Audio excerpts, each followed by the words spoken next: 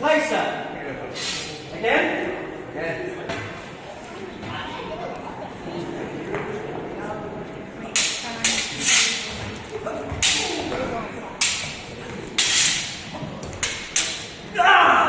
Tickly under there. Well, I'm not doing very well here, am I?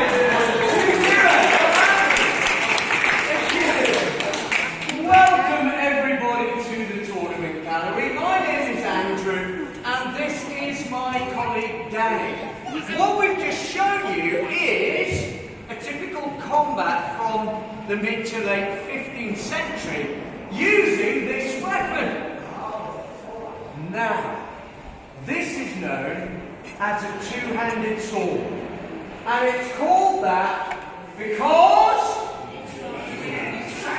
it's used with two hands. However, it needs to be light enough and balanced enough that you can use it with just one hand as well as with two. Now, obviously, this sword is designed for hacking and slashing, but it can also be used for thrusting as well.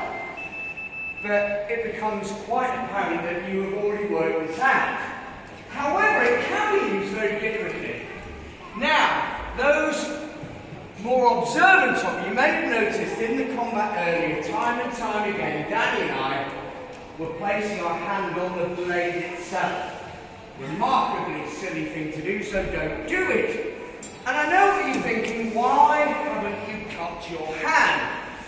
Two schools of thought. Firstly, if I grip the blade, sharp or not, and do not allow it to move or slide in my hand, it shouldn't cut me. It doesn't cut you.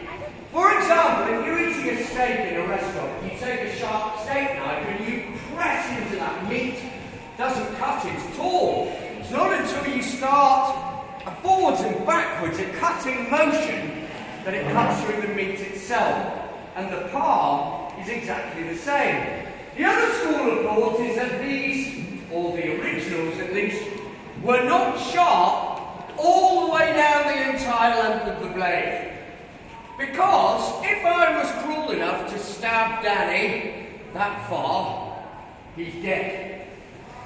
If I continue to stab him, he does not become deader.